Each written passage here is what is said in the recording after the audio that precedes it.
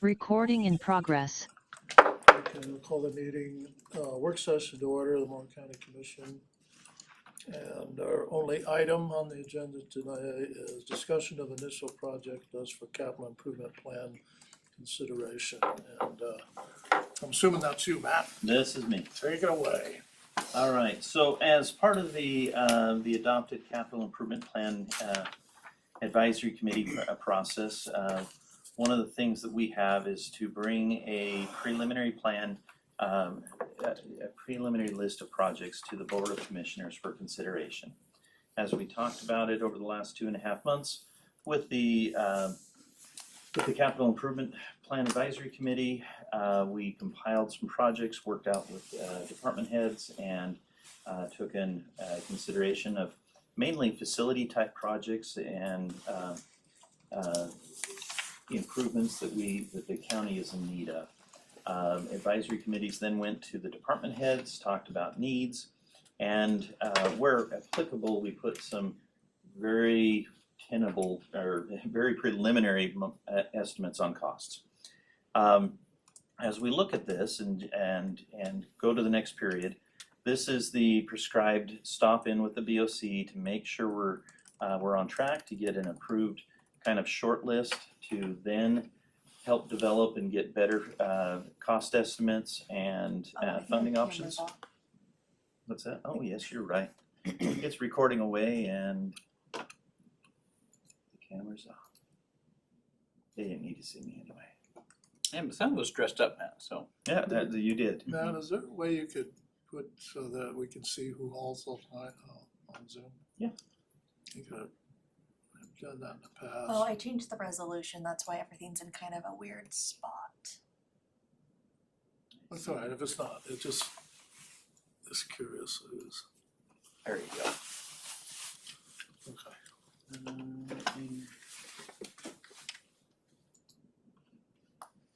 And I'll just look at view options. Okay. Is that sufficient? Sure. Morrow County is myself. We have Sandy, Heather Baumgartner, and Public Works Director, that's Irrigon. He's on the edge of bronchitis, so he decided to call in even though he's on the capital improvement plan. So just if there's any questions. So as we are going through this, the idea is we have 30 projects on this list that we believe should be for some kind of consideration with the county. We're not going to do 30 projects in the next 5 years. First of all, we don't have the capacity, we don't have the money. So what the goal of this is to look at this, narrow it down into 10 to 20 projects for us to consider, and then we will proceed with the consultant and review some different funding options to then in February bring a capital improvement plan list to you in a much more refined plan than just a Excel spreadsheet and project applications. It'll be after we finalize, get that approved, we'll have a spit and polish format that we can publish and that we can plan accordingly for. So the gist of the work session is to have discussion with the BOC, have some determinations on what way to do. Since this is a work session, we will not be adopting or finalizing any consideration for the preliminary capital project list. We will have that on one of the special sessions that we'll have before January 1st. But we would like to go through and have discussion mainly between the BOC, asking questions of Capital Improvement Plan Advisory Committee members on what the scope of some of these projects are. And I'll then make a determination, as you see on this project list, of yes, put it on the 5-year consideration. Yes, it's a valid project, but not quite on the 5-year, extend it. And then no would be, that's something we don't want to put our political will and capital behind at this time. So those are kind of the things that we do. We do have some interesting projects. Some are already underway. You see the circuit courthouse right there. And so I hope that's still a big yes. But since it is going to be expenditures during fiscal year 27, we need to include it on the capital improvement plan. Couple points to note on this is the Capital Improvement Plan Advisory Committee determined that they would be prioritizing projects over $100,000 that were mainly facility or facility adjacent in nature. When we come back to you, we are going to be having 2 indexes for roads and bridges. And so those will also be included in here to be able to say, here's all the projects we're looking at, here's kind of prioritization. We didn't take on directly roads and bridges because there is an advisory committee that does prioritize and put those in together. So we are going to pull from that, incorporate that, and have that as a compiled capital improvement project list. Also, you don't see major fleet purchases on this. That's something that has been worked out with some planning on that. That'll be another index. Also, one of the things that we still need to work out, and this is something that Kevin and I look to talk a little bit more about in January, hopefully, is just fleet purchases. You know, if it's one thing if we're replacing a vehicle for health. It's not a capital really purchase over $100,000. When we replace six sheriff's vehicles, that pops up pretty quick. And so whether we have a fleet list to incorporate that, and if that's coming in from capital funds or operational funds, sometimes it's either way. And so just finalizing that. So I look forward to having some discussions and finalizing a proposal for the Board of Commissioners to consider. So today's meeting really is, we want to have some open discussion with you, look through the projects. You know, we can go top to bottom. They're kind of collected in different groups, and we can have some discussions on it. We would like some determination so we can get a short list. We're looking to get a contractor for the estimates on this, and kind of get that awarded before Christmas. Well, bids will come back before Christmas. We'd like to get it awarded before the new year. But one of the things we'd love to have is, even if it's not adopted, saying, here's kind of the range of projects so they can fully vet how much their services are going to be. And so we're looking for that direction from the BOC, and not to say this is all that could be on it. If we need to add something more, that's of course your prerogative. But this is the list that the advisory committee came from. And so with that, I look at Vincent and Commissioner Peterson. They're two of the other meetings of the CIP, or members of the CIP advisory committee. We also had Mike Gorman and Eric Imes. He's online. And so if you have any immediate questions about the process, or if you 2 or 3 would like to make any comment, happy to educate the board and Well, see what we can do. I think we should just go through them one by one and decide yes, extend, or no. And then when we get to the end of it, if we have 30 yeses, then we'll see if we have to cut back down. Just also one note, the second project is a little bit different project. This was presented by the City of Boardman. When we get to that, which I think will be in short order, we do have, I believe Brandon's online as the City of Boardman, and if you have questions or specific details on that one, he's available to address those. Cool. I got something I would maybe think about doing it. One way is maybe, are there certain projects on here that are, I wouldn't want to call them critical, but very pressing, you know? And if we could take those, you know, before we started going through them one by one, like Gus said, and maybe kind of, I'm gonna say take them off the table, but say, okay, this building is falling down. This is hot, you know, at least do a little bit of prioritizing, you know? Yeah. Because I've heard, you know, common, you wanna call it common knowledge or common whatever you want. There seems to be a common consensus, I think, on some of these that we really need them. And that was a thought of mine, is if we could kind of maybe all agree that let's pull those out first and then, you know. Based on our discussions in the advisory committee, and correct me if I'm wrong, really the only one that is pressing is the public health department building.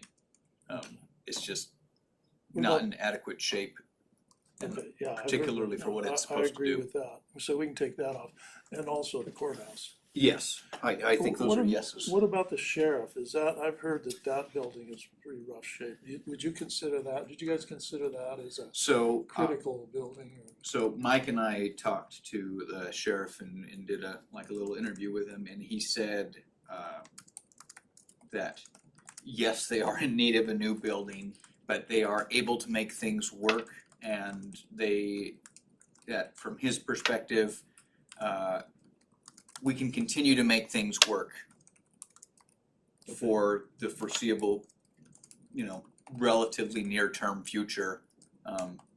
So long as they're on the list, Okay. I think that would be a I guess fair one more question representation. before we get going too is, and I know we had I can't remember what the format of that meeting was, where some people from the fair showed up and Kim Cutsworth was there. So has the group, the committee kind of come to the consensus that the fairgrounds is staying where it is?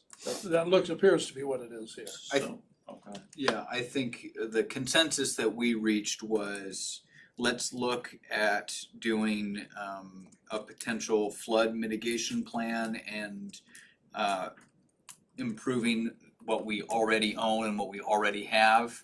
And if at the end of a flood mitigation plan, it looks like this is untenable and there's nothing that could possibly be done, then reconsider. Another option. Yeah. Okay. We initially jumped on board with that and reached out to a engineering group. The flood mitigation work that was taken care of around the Kinzoo mill site was only about $15,000-$20,000. It was a very high level report, not a full in-depth report, partly because they had a lot of room to work in. Because of the cramped quarters of the fairgrounds, the same group that did that one gave us a cost estimate of $80,000 to do a very detailed one that could set us up for projects or grant considerations. We were going to request that to be covered under the $277,000, but they said that feasibility study could not be applied with those funds. And so that is a little note on the bottom that we do have 3 planning items that we feel like should be prioritized and undertaken. The fairground flood mitigation plan would be one of them, to make sure that we're looking at all those Okay, so aspects. tell me again, how many did you want to weed off or take off of I shouldn't say weed, there's a weed building on it. Yeah. So How many did you want to take off this? we've got 30 projects, and I did not have a running tab on the total cost on this. It's in the hundreds of millions. Did you want to take a certain number of these off? Say, did I hear you say you want to take 5 off? Realistically, I think on a 5-year plan with funds available on that, we're really looking only about 10 to 15 tops. And some of those have to be smaller projects and with a couple bigger ones. What if, is it too much to say, okay, we can go 5 years and then not eliminate the other ones, but put them on, because it's gonna be a rolling thing once a project is completed and funded? Is that realistic? So that we're not Yes. actually, well, I don't know. We No, don't wanna- that's we don't wanna- exact. okay. So the yes is, let's prioritize this for the 5-year consideration, get things going. The extend would be, let's not worry about that in January, but next year's cycle, let's flesh that out a little bit more and figure that out between 6 and 15. Some of these things are gonna be that far long out, and we need to either start setting money aside like other BOCs have had and yourselves have had done, or look at other funding options, which Sure. will take some ramp up. There are some projects that you might just say no, and we don't, if it's a no for you, because future Board of Commissioners could bring that back up. So, getting it down for a 5-year thing, Case in point, if we wanted to do fairgrounds parking and redo the asphalt there, that's a project that's fairly easy to coordinate, doesn't take a lot, and is doable. So it's just prioritizing the money for that and where that money comes from. A facilities shop, that is one that that does need to be a priority because it's located at the airport, and the FAA has said it's not airport related, and so we need to take our facility shop and get that off. So whether we immediately look at building a facility shop or look at a rental situation to get them off, so we don't cause Don't any get grant kicked out. issues. Yeah. Yes, with the FAA and that's one of those other priorities there. So operationally, the courthouse, we got to do something about it in the near future. The public health building, Well, It's not- before, okay, I'm go sorry, ahead. I didn't want to interrupt you, but before you start down on that, could you tell me the criteria? Okay, I'll just put some examples out there, doesn't mean it's, okay. sure. Structural unsoundness or structural problems, Mhm. that would be maybe a priority. Maintain county services, public demand. Is that the kind of thing that we want to use when we're evaluating them, or what criteria do we want to use as we're evaluating our own personal likes and dislikes? I'm just kind of curious what you guys think Yeah. might be a good way to go about that. The initial look was to, we did not get into scoring anything on for categories like that. We do have the reason behind here where modernization is, it's antiquated, we need to spiff up. Expanded services goes into that more of, hey, the Heritage Trail, we're expanding trails up north. Safety is a big one, the seismic upfit for the courthouse. Heaven forbid, should we get a Cascadia event that shakes that thing down.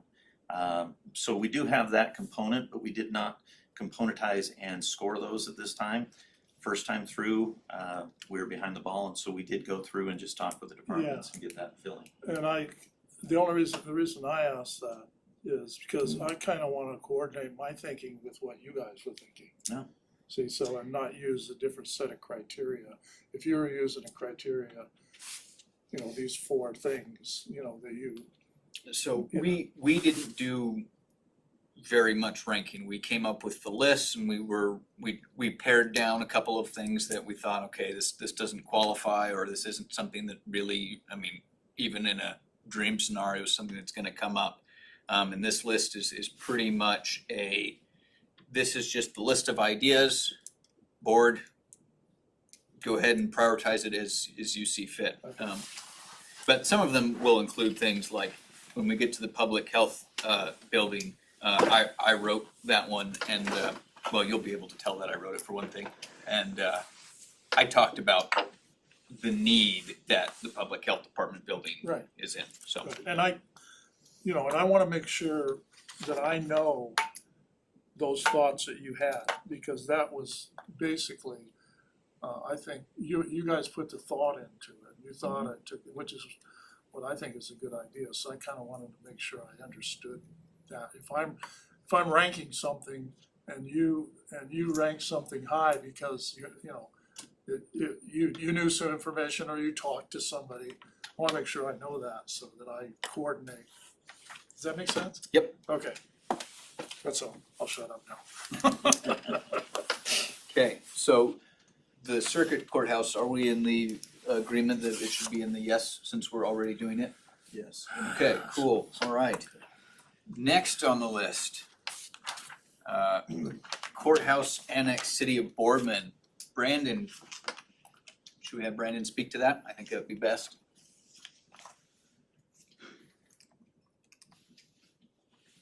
Let me see. I'm assuming city of Boardman is Brandon, to be fair. I don't actually know if he's there. Brandon, are you there? Yep, I was disabled.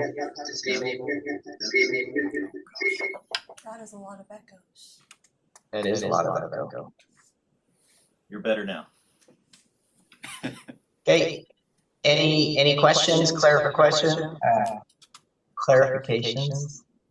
If you would just kind of give a primer to the board about what the project entails, that'd be great. Sure. So the city of Boardman is building a new police department. We purchased land behind City Hall. We have contemplated putting a court on the second floor. And we have a design in place. We're asking to collaborate with the county on this project because we are either going to do a circuit court or a municipal court. And it just depends on if we can get support from the county for an annex. A little change in this is we are looking adding a third floor, which will help secure our funding a little more secure, but we still have a few more details. We're basically asking for collaboration, no funds. Do you have any ideas for that third floor? We do. Oh, all right, fair enough. Okay. Well, I don't know why we wouldn't if it's not costing the county anything and we can expand services. I agree. I think we've obviously got conversations about what the details specifically look like, but yes, it should. I think we'll have it in the yes category. Awesome. Thank you, Brandon. Yeah, once we get some details finalized, we'll let you guys look at the plans. There's a few more conversations I need to have. And as soon as I have those, I'll talk to you about the third floor. Okay. All right, we'll look forward to it. Cool. Thank you. Thank you.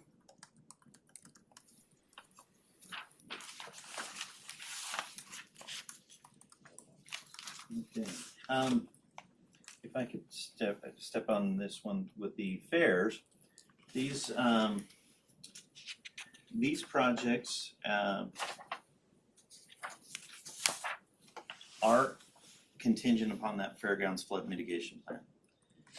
If we are to do, and the project, the fair flood mitigation project is $1 million+ project to help fortify and improve that, or somewhere in that range, in order to make sure that. But the fairground flood mitigation plan would have to be the first step of that. We've been told that through Business Oregon and other sources that there could be grants available to it, just like the port has for that space. Until we get the flood plain mitigated, we are limited to only remodeling or restoring buildings in place. So like if we tore down where the rodeo board is and those corrals were and just took them down, we couldn't build a new structure that wasn't more or less the same kind of stuff. And so we're limited to the footprint that we have right now until the floodplain mitigation is taken care of. In talking with Anderson Perry, who gave us the quote for it, they said, you know, there's definitely things you do. You widen that channel a little bit. Even with the bridges, you might not have to replace the bridges, but you put additional culverts during flood areas so the water goes down through it without compromising those bridges. And so there's a lot of things to do there. That said, there are improvements that need to be done there, and some of them are optional. One of the two of them for safety, of course, is the fair flood mitigation work, which would be contingent upon the plan. And you know, we are seeing some structural failure along the football stadium area, and no ADA accessibility there. This is something that Vince has worked on there, and we'd be looking at that project as something to stabilize the football field stadium, the locker room concession areas. let Vincent chime in there, sorry to And take the wall. So the wall on the west end of the stadium and the wall on the east end of the stadium, the ground itself is kind of moving north, and there's jersey barriers that were used to hold that wall back, which it should have been eco blocks. And eco blocks are the big giant blocks that sit on top of each other, almost like Legos. And because of the blocks that were used, everything got pushed. Concrete's broken and shifted down. The handrails aren't ADA compliant. The stadium itself, it needs new bleachers, as well as the steps in the center aren't compliant. And then we would also more than likely do some kind of, we would make sure that any rainwater or snow that falls on the highway or on top of the stadium's roof itself actually gets flushed correctly underneath the stadium. Right now it's getting flushed into the stadium and causing sand or silt to be moved down towards the bottom where people walk. And so it's never gonna snow again, so we don't have to worry about that. no, but it might rain. And so there's other issues as well. But we were gonna expand ADA parking along with that and shore up the walls with eco blocks and provide better accessibility as part of the plan. So how much does the county use those particular facilities that Vince was just talking about? Because when I've been by there during Fair Week, the grass area is filled with RVs for camping. So we aren't using those facilities specifically that was just referenced for the county use. Not directly for county fair operations. I mean, people go up there and just kind of get away from things, but I mean, originally that grandstand, from my understanding, was the fairground grandstand. It was the rodeo grounds. And so as they moved that over to the north, it's pretty much become the football field operations. There's a few events that could conceivably use it. I think we've got the what's One in June, Ruckus. Ruckus in the Boonies? Yeah, I think it's what it's called. There's a small music festival that will be utilizing that. But the fair operations don't generally use that. That's those stadium seatings. So if it gets used more by the school district, there are these some things that the school district should be, Yeah, because they pay us, what, $1 a lease or something? It would perhaps be a conversation worth having. How much, let's see, specifically on that one, I what was think our, we estimated 350,000. yeah. So regardless, the work needs to be done. Some work needs to be done to shore up the erosion and the structures themselves. So it's going to have to be done, whether we ask the school district to help subsidize it or partially pay for it, or the county pays for it and gets reimbursed over time. So So I think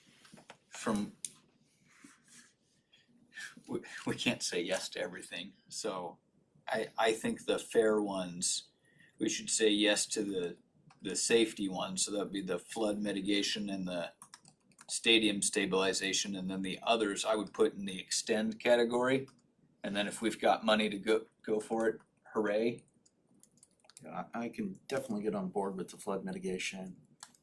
Like I say, with if we replace the jersey barriers with ecology blocks are $60 a piece plus freight to get them down there. So we're not talking about a lot of money to put ecology blocks instead of jersey barriers. Just the excavation and packing to get them in. And as far as like the arena improvements and the announcer stand, what does the county use that for? I mean, it's the rodeo during fair time, right? And I thought several years ago that the rodeo became its own organization. You know, so I looked at the model of Umatilla County, where they have the rodeo group, Mm-hmm. and they pay for the improvements and make the improvements to the rodeo grounds as a model. How is our rodeo group set up for doing that sort of thing? Are Well, they? they would have to start the process. I mean, the one in Umatilla County in Hermiston didn't start out that way. It was part of the fair, and they divorced because they wanted to be able to make these improvements, you know. Mhm.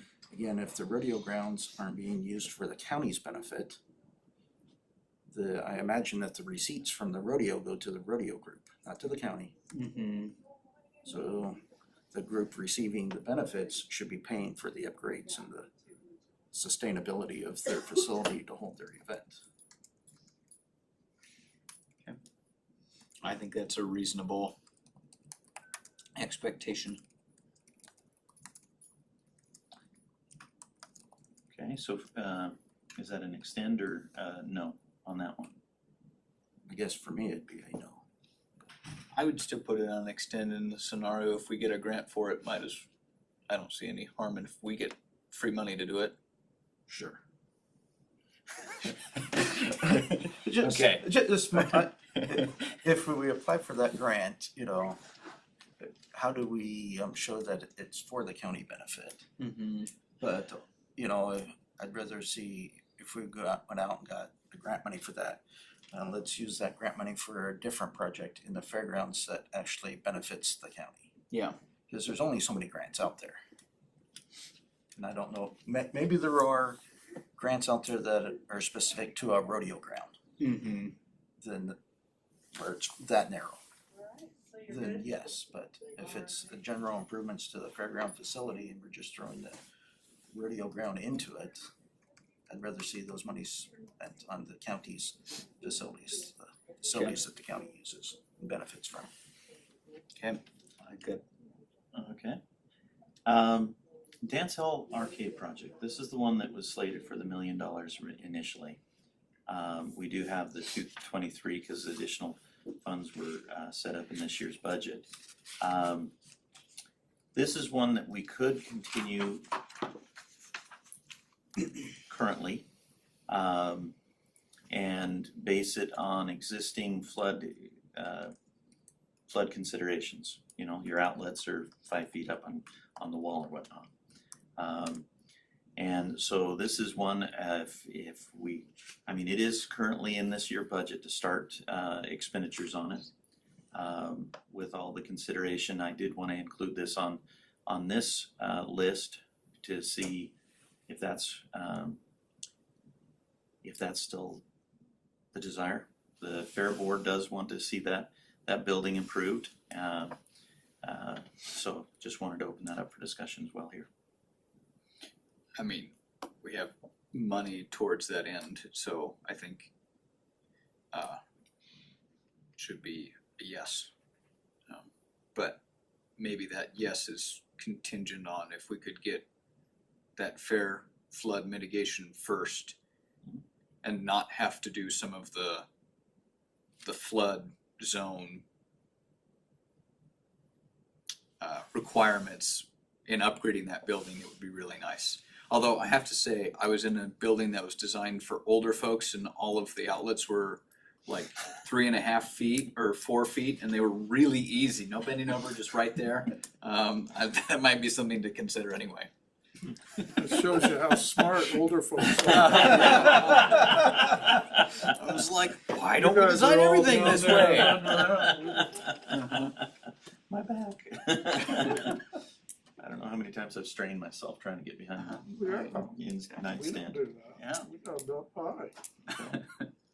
high. So if I could propose, if we could put that a yes on the 5-year on that to consider that, and then maybe put the fairground parking and the sheep barn roof structure as an extend until we get the flood mitigation, plans and that back. I would agree with I think that would be a good way to do that. I think we did accidentally skip over new stage, mobile or stationary. Vince, did you want to speak to that at all? I think Matt was the one that researched that. Okay, well, We I did- gave him information on it. Yeah. So this is, we have at times during the fair, we have stage performers that come. We usually have a large one on Wednesday night. We had another one Thursday night, I believe.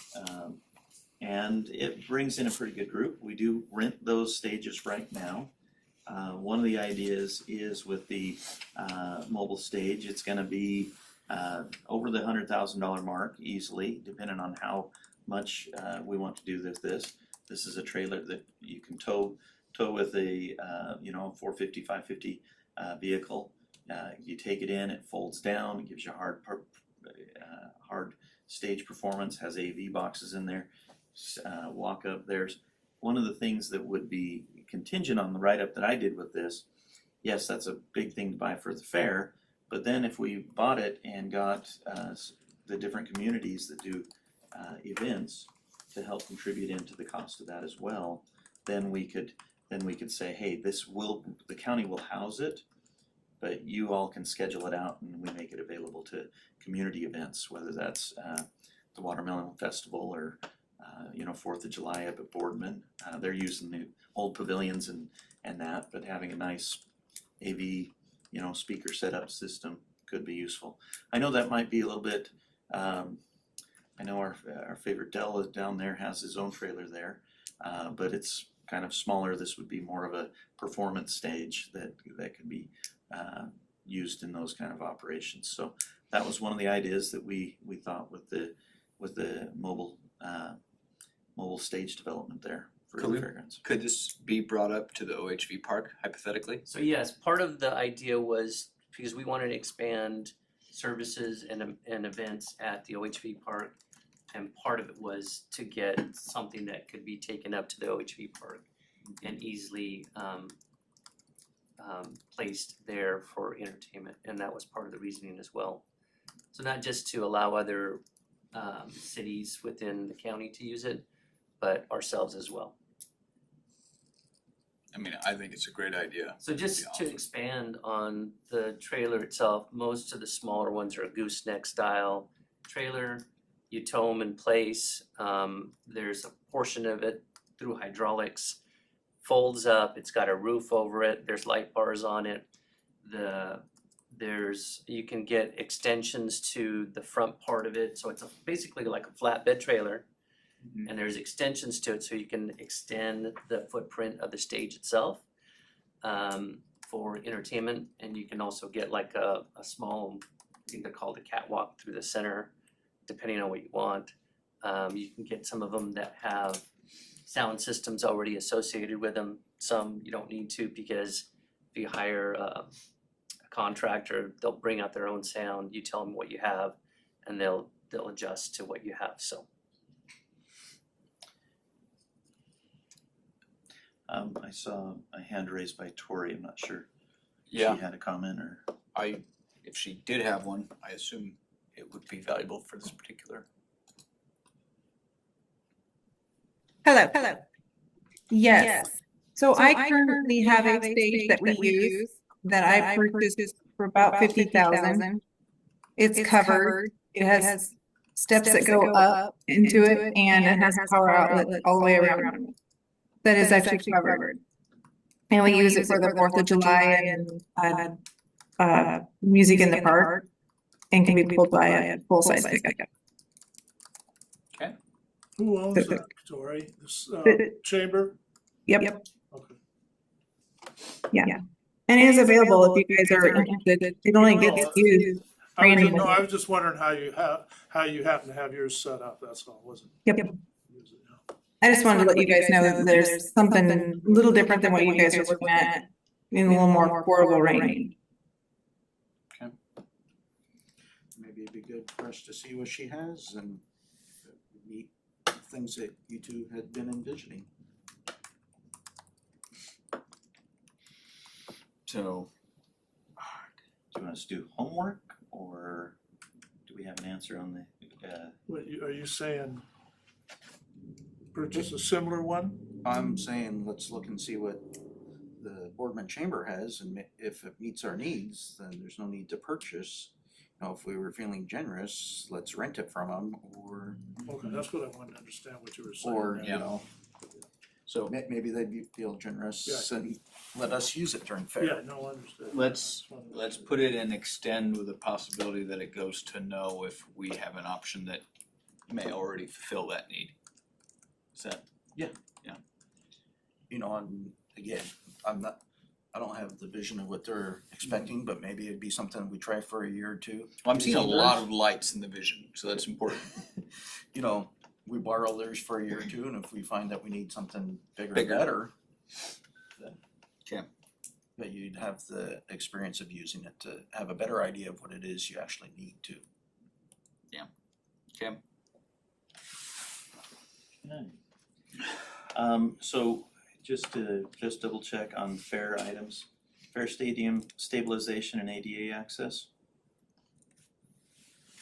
is that a yes? That was a yes.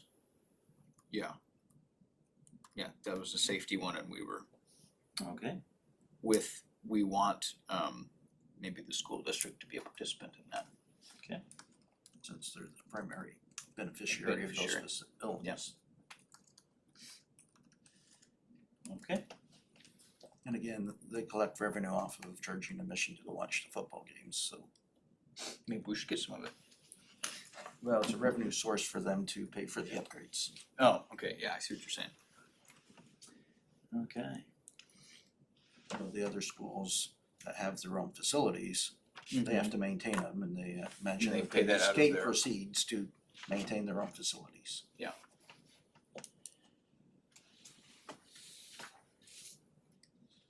So that brings us to the airport pilots lounge. Eric, how's your voice? Can you talk to this one? Can you talk at all? Yes, I am. Airport.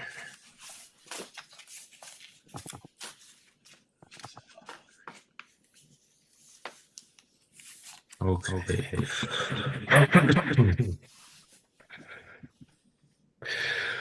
We have quite a bit of property up there at the airport, which, as we learned through the CIP application, well, I need to turn my volume down just a second. Now I hear myself talking. We learned a lot through the CIP process. As Matt mentioned briefly there, that the airport property can only be used for airport functions. And dreaming big, we thought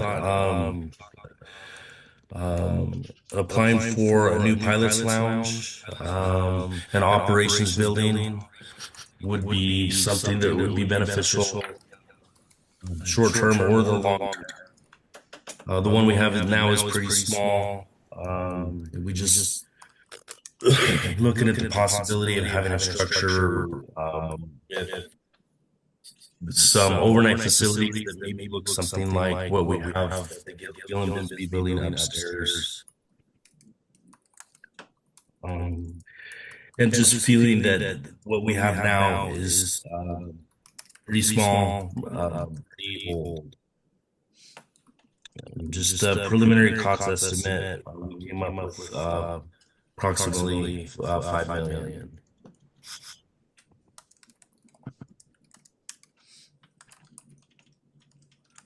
Well, I think it would be really nice, but doesn't perhaps move the needle in anything that we need to do, and we haven't said no to anything yet. So I would suggest we say no to this one. I'll support that. Okay. Maybe after we get all of our needs addressed and nothing else ever happens, and then we can add it to the list.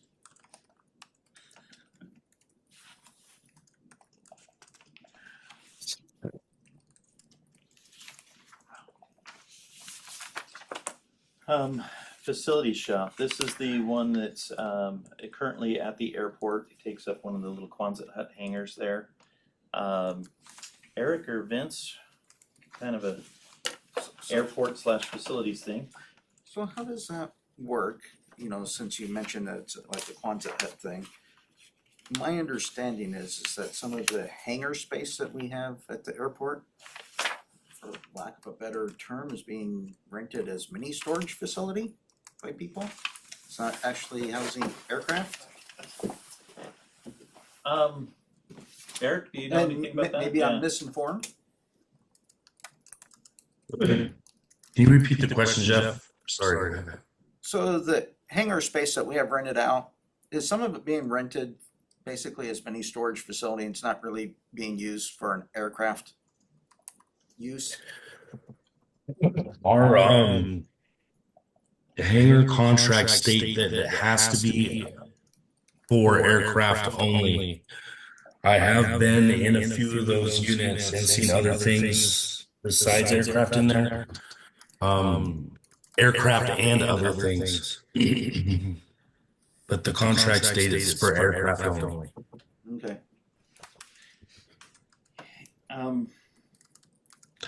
It should be aviation related equipment only.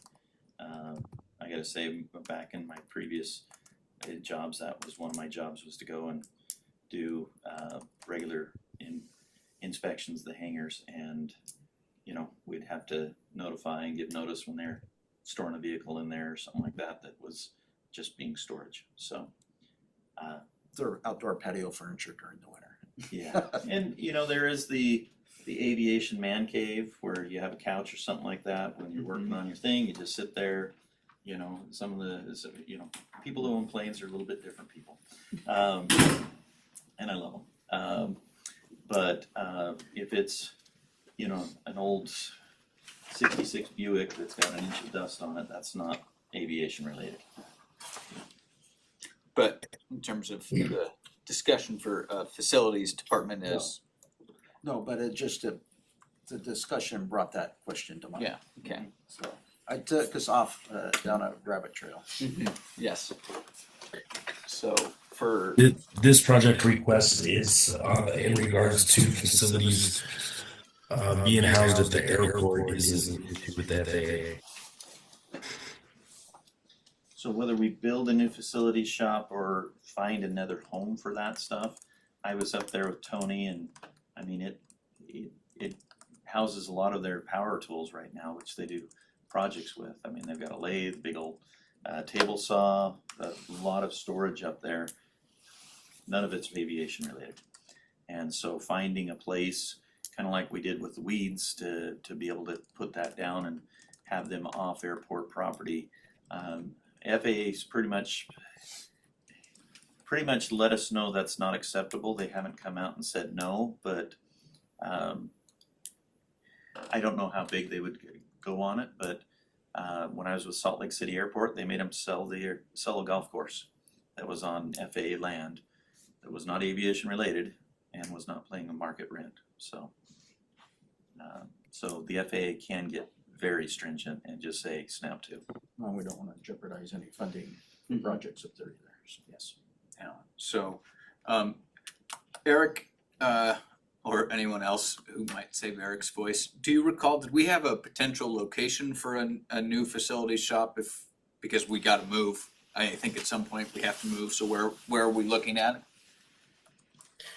We have property at the south transfer station, just east of Lexington, that I think is a good candidate for facilities shop. I did some research on a metal fab building at I think $135 a square foot. Came up to 1.76 million for what Tony and I discussed that his needs might be. Okay. Well, I think this should be a yes, because I don't wanna wait until the FAA says snap to it. Yeah, yeah, exactly. I do need to check with planning to make sure that property is okay to build on. So we'd have to drill a well or put in a septic, because I mean, if we have a facility, I'm imagine we have to have restroom facilities at a minimum, someplace for you to wash your hands when you're through cleaning something up. Would be Well, helpful. that may be addressed in a further project that Eric's got Okay. in the works. Okay. So,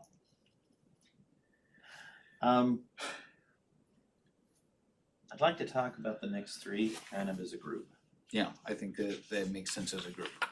If you look at the individual breakdown of this, and this is something that previous Board of Commissioners has put away a little bit of money. We do have $1 million, and I have it slated under the interior remodel. It's not slated to a specific aspect, just to the historic courthouse. Is that correct? The $1 million? Yeah. Yeah, it's just courthouse, right? Yeah. The adjustments, we had the DLR group do a report 4 years ago, and with some adjustments of the amounts, the exterior renovations, just to take care of the masonry and everything, the roofs, and do that. They were saying we projected an increased amount of up to $1 million. The seismic upgrades were about $5.5 million is what they figured. The internal renovations is where it gets extremely pricey. We don't have adequate restrooms. When you go in and start touching something like that, you have to bring things up to ADA compliance, which is a challenge with that building. As you've likely been in, there's a single restroom on each floor, and none of them are ADA compliant. That's a challenge. And so they actually had a fairly large amount that we projected as an increase to $9 million. These are not engineered or adjustments, but just something to kind of give us an estimate on it. So through it all, we're looking at almost $15.5 million if those estimates are correct on a total rehab of the historic courthouse. I'm committed to that building. It is beautiful. It's iconic. It's part of the Morrow County's heritage, and that it's just the timing and the commitment on that building. As we empty out a portion of it towards the tail end of 2027, that opens up a window where we can start going through and doing some of these. The question is if we have to do if we decide to do a seismic project, we likely should probably do that first before we do the exterior, because you're bumping and grinding and doing anything there, it's going to undo the exterior. So You don't want to do the interior before the seismic. And so looking at that, and also one of the things with the historic courthouse, of course, it is historic. It's on the National Register. That means there are some grants available, but they bring strings attached. And but the historic and community legacy of that building, I think that's well worth navigating those strings and working through those as we go through it. While there's been money thrown to this project in anticipation of it, the actual execution and thoughtfulness behind it is something I think we really need to look at and see what we need to do. And so how we do this, if this is something we push for, and then for end of 2027 we're up and starting to do it, would require some major funds to be allocated for it. If we set up some a specific engineering study to say, okay, let's phase this in and do it this way and start putting away funds, is another approach to kind of take the elephant bite by bite rather than just jumping into it full with both feet. well, what if we did just the seismic upfit first? Because I mean, hypothetically, it'd be really great if we could just do it all at once. Of right? course. But if we could do this in sections rather than waiting, because if we wait until we have enough money to do it all at once, it's going to cost a lot more. Of course. So I think we should prioritize the seismic upfit, and then we have that checked off, and then we can get to the other things as we have money available. That's my thought. It's exactly, I think that doing the seismic is the first one. There's probably going to be, you know, I'm just guessing here, but when you start doing that, you're probably going to be making some incursions into the exterior and interior walls and different things that are gonna have to be patched back or fixed as you go with the seismic, you know, so. When you actually get to doing the seismic or getting somebody to look at that, they'll be able to tell you how much they'll be needing to do. Another collateral damage is gonna be happening because of it. So all three of those should be a yes, and then leave it, kick it back to the committee to prioritize what year, or what process, or when to do them, right? I mean, I was thinking You don't yes need to on extend them, or- seismic and then extend on the other two. You know, extend is still on the list, but Yeah. I just, Explain to me again what extend means, instead of past the 5 years? Yes. and what we talked about on the committee is something of, you know, if it's on our extended list, it's something that we still have as a priority, and it allows us to go after grants and say this is part of our capital improvement plan, and we have this as something that we're willing to pursue, and if we get grants, maybe it gets bumped up. Yeah.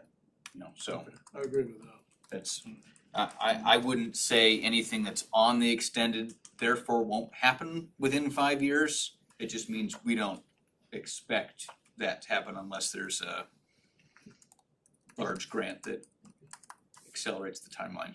Gotcha. So, just to kind of spitball, I would say, we start working, you know, a preliminary seismic study, in 27 possibly, with any work happening in fiscal year 28, 29 for the seismic. That way we get this circuit court out of the way and look at that, of course, based on availability funds and chatting that over with finance as we go through. So I'll put seismic uplift as yes, and currently keep it on the list, but extend until we have further. But also in the next year, we can start identifying and maybe reaching out to the historic groups and see what kind of funds are available. I mean, I'd love to even, you know, pursue some charitable organizations that would have interest in historic preservation and that, you know. For some reason, the Ford Foundation kicks my mind. I don't know if they're interested in anything like that, but others might. They might. Yeah. They're worth asking. So, okay. I appreciate that. That's a big project lumped to some into three different, but you can't really untangle it, so. Yeah. I think the next one's yours. Okay, all right. We've already alluded to this one. I think, well, if you haven't, I encourage anyone to visit the Boardman Public Health Department building. It's old, rundown, inefficiently set up, and has electrical, heating, and roofing issues. And it's also, I mean, just the reality of, I don't wanna go into a public health building that makes me feel like it's kinda sketchy, you know? That's just not a welcoming environment for when you need to get services. In the project summary, I put, this could be either a standalone building, or it could be something that we do in partnership with Good Shepherd. I've had conversations with Robin about that, and she thinks it would be awesome if it could be co-located and we could have, you know, a wing as part of whatever Good Shepherd facility ends up being built. But that's gonna be dependent on Good Shepherd wanting to partner with us and what their timeline looks like too. I think probably the biggest thing there is the timeline. And I don't know what that's gonna be, To be so, honest with you, I don't either. okay, all right, well, that means not very many people do, I think. So, I think I probably had a similar conversation with Robin when we were doing strategic planning. And yes, having an office co-located in the Good Shepherd facility would probably be the most ideal situation. And she says sometimes people have a stigma of, you know, going to a public health building, you know. Mm-hmm. And if you go into a Good Shepherd facility, all they know is that you're there at a Good Shepherd facility, and if you take a left or a right and go down a hall, and that happens to be a Morrow County Public Health office that you walk into, the public driving by doesn't know that you're Right. there using which Yeah. facility. So it's more of a good public use rather than monetary. Yeah, and Because you don't really save a lot of money by putting two together. Well, Well, that's what you're thinking is, though, having them together is good for public, for the Yes. public usage. Yeah, okay. and, Yeah, no, and it depends on how the approach is. I mean, if we build a building for us and they allow us to take a part of the land or buy a part of the land, then it's just as expensive as building it anywhere. If we were to go inside, then we're likely only paying the tenant improvement rate, which is they build the structure, they'll have that. We sign a 10 to 15-year lease saying we'll build it the way we need it, and which would be less than a building outright, but it's a leasehold rather than an ownership issue. Because there's more options there. Yes. Okay. So there's a couple layers on this one, whether it's an outright building or in conjunction with Good Shepherd or another entity like that. There would be a likely, I mean, it definitely would qualify as a capital project. whichever was Yes. good. So I think from the aspect of the public using the facility too, is that they could go in and either side could refer to the other. Either you'd come in and, you know, if it was Good Shepherd, they could say, hey, you can go down the hall to public health and you can get that shot for free. And Robin was And Robin can say, we can't, you need more, you need to go see somebody, and direct them down the down the hall. hallway, which is to a different door. So I think that there's a synergy Yeah. that would work great for the public's needs, better customer service. So agreed. I think this one's a yes for me. The only real question is, does it get delayed for a perfect scenario, or do we decide to? And that'll be something that we'll have to talk with Good Shepherd about. I got 2 acres on Columbia. It's a little bit out of the way. Yeah. Okay. Eric, have you taken a good drink for the shooting range discussion? Oh, did Eric jump off? No. Okay. Sure. Let me get it opened up here.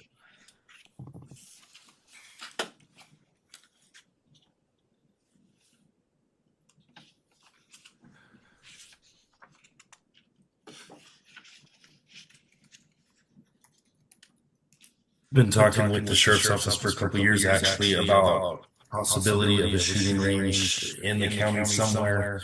I think previously they had space at the port of Morrow and had to move out of there. The sheriff's office hoping to get something local as currently they have to leave the county for a lot of their training, which means they have to split up their deputies to make sure they still have people here on hand to respond to emergencies. So I've been working with the undersheriff on particulars of the range with covered shooting areas and paths. Was pretty easy build. Figured project estimate for the structure about $175,000. The struggle right now is finding a place to put it. It's not in the city limits and complies with land use laws. So we're still searching a potential place. This application just covers the facility itself. Well, I think we may have an answer for that in that Commissioner Munholtz and Matt and I were at a meeting where the Oregon National Guard / maybe the Navy may answer that question and be able to provide a shooting range that local law enforcement may be able to use, and that would probably be the easiest route forward. Yes, the most cost effective, I mean, not just from the cost of constructing it, but the maintenance and upkeep of it and security and everything, and just be a lot better if we can use the resources that are already here in our county. So I think we should put this one as a no, but not because we don't want it or don't prioritize it, but because there might be another route. And based on the conversation we had last week, could be relatively soon. So That sounds great. Okay,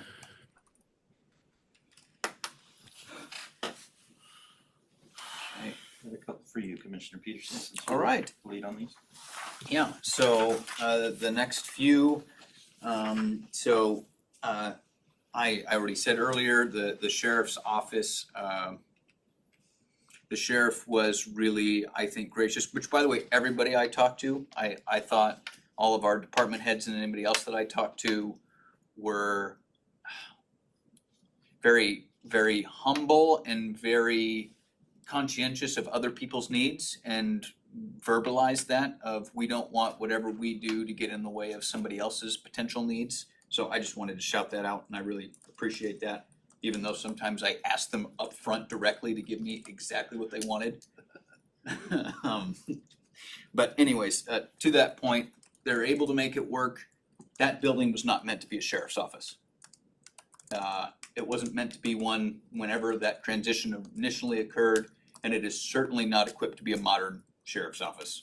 It's a testament to our sheriff's department that they're able to make it work, in my opinion, bluntly. We need a new one.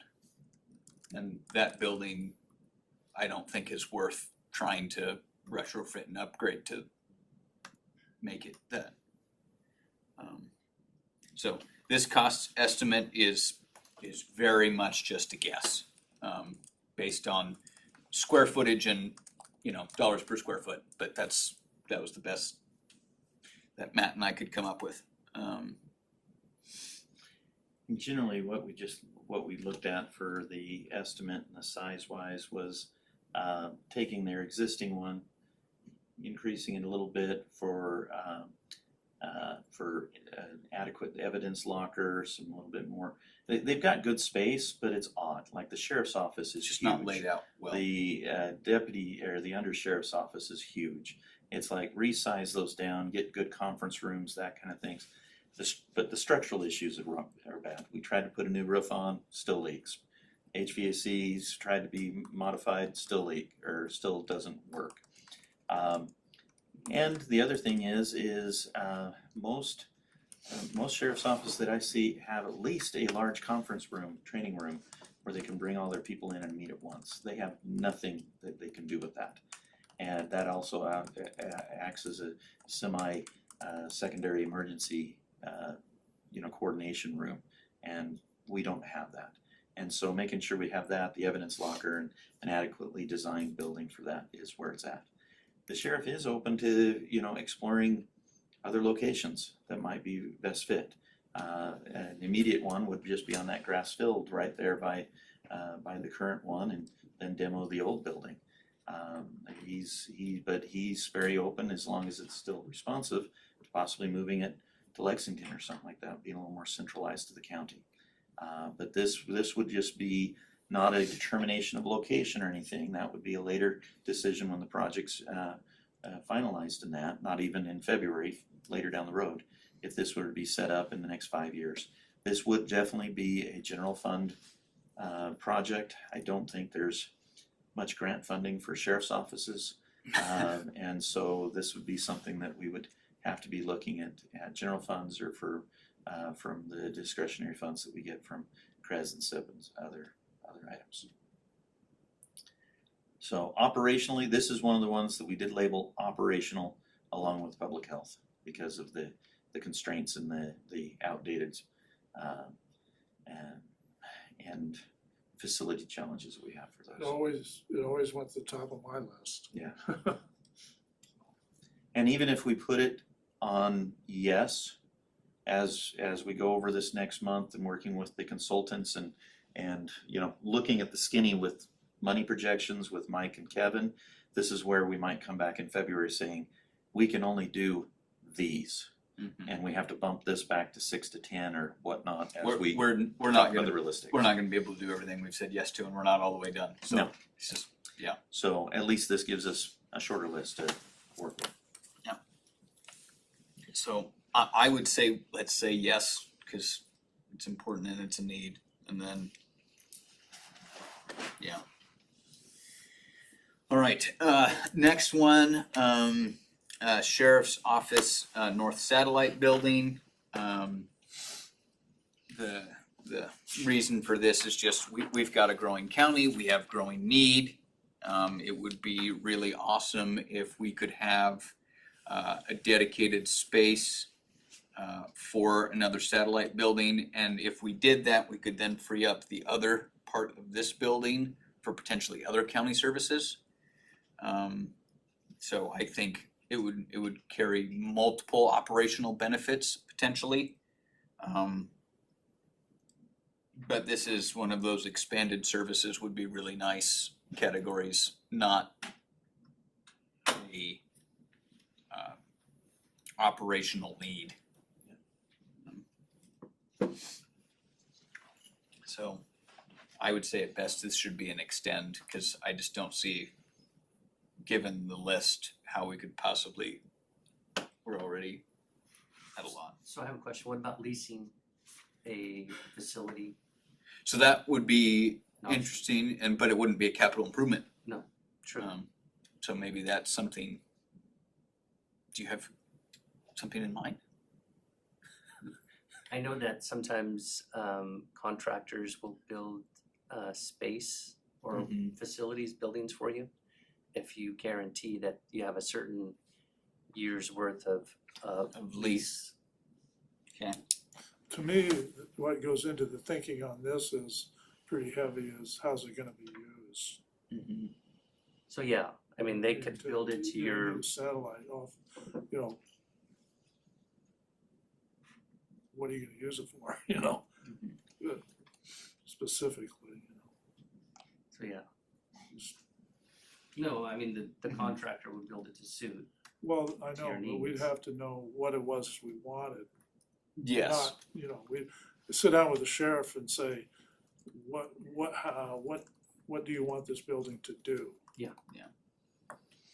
So, That, to me, would have a lot to do with having it on the yes and having it, attaching a cost to it, is really nailing down how it's gonna be used. That's my thought. so, I don't know, I think it should be an extend. I agree with that. Yeah. Okay, and then last one for me for at least a little while, not entirely. This one's a big dream item, so I'll go through it and then we'll say no. This was an idea that I brought up with the sheriff of, we've had discussions about limited training capacity in terms of building, in terms of space.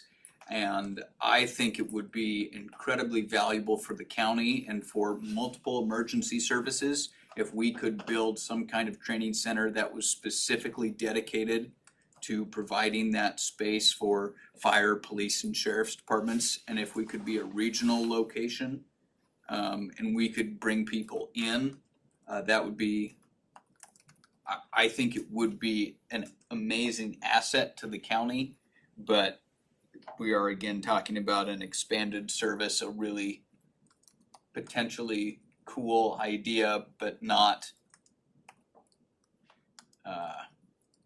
necessarily an operational need at this point in time. So this is a curiosity question. Mm-hmm. When you're talking about this, what are you, the sheriff, combination thereof, Mm-hmm. envisioning of needs for the facility? I mean, is it just conference meeting space or is it beyond that? I would think beyond that. I would want, Encompassing things such as? So if I can make my pitch. Sure. Yeah. My experience in Weber County in Utah was that the sheriff's office built a 30,000 square foot metal frame building with the front quarter of it as a conference meeting section. The rest of it was storage for all their emergency response, other types of things that could be done. They also had some offices up in front to help facilitate things. And so it literally became a regional training center. Whenever any state emergency management wanted to come, they did there. That was also their central EOC location there. But you also went out there, they had their command center stored there. So it's kind of similar to what they have down there. What do they call it? The Annex 2 or whatnot down in Hefner. That's only 5,000 square feet. You bump it up to 15 to 20,000 and have a 5,000 square foot meeting area.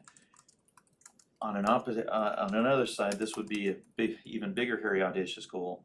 You build that on a complex, you put a side thing on it, and that's where the public works storage building is on the end of it, and maybe even transit. That's not listed as a single project here, but you make a operations complex up there on the north side on a 5-10 acre lot where we've got public safety, all the storage, public works north side, and transit all combined under one roof.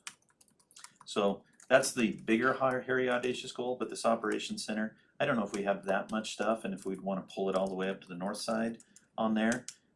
When we talk about emergencies, it does seem like, you know, if we have a big issue with one of the plants or something like that, they have trainings all the time on those. But having that located somewhere that in a pinch, I mean, you clear out your emergency vehicles and you have drive-through capacity for administering vaccines for COVID too, and those kind of operations in that way.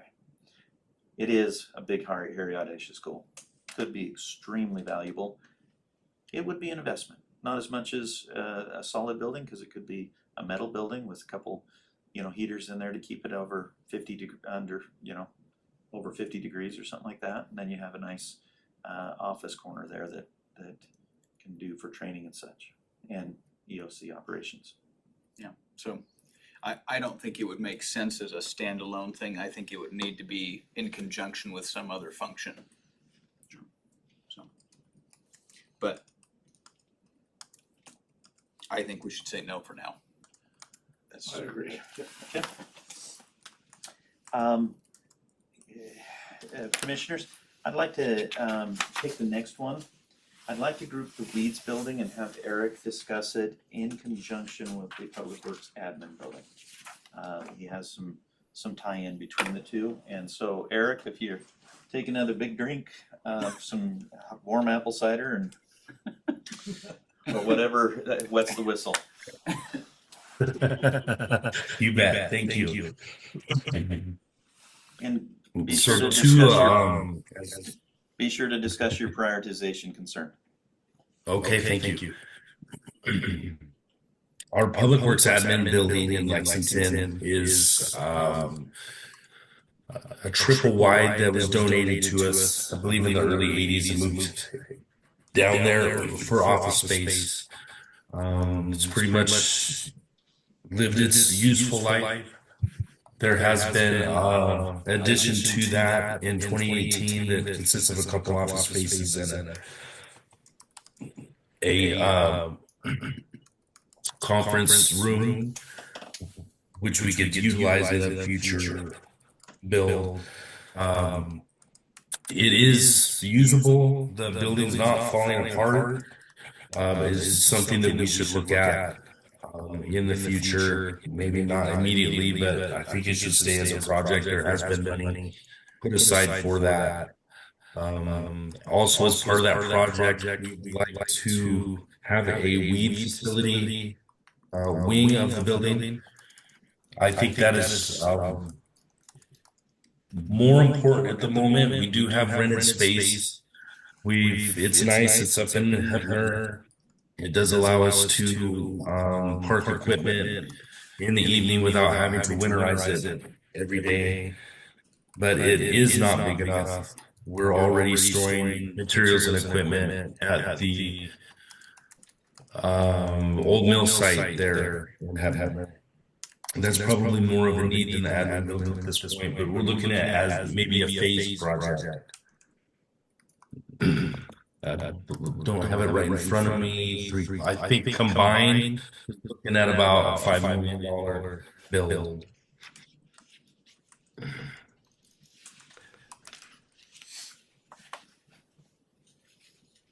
As I said, it's not a huge need today, but I would love to keep it as a project for the future. Eric, what do we got on the weed building? Is it a long-term lease, short-term, month-to-month? What do we got? Man, Kevin actually helped get us that space. Either one of you speak to that. I wanna say it's a yearly lease. I think it's yearly.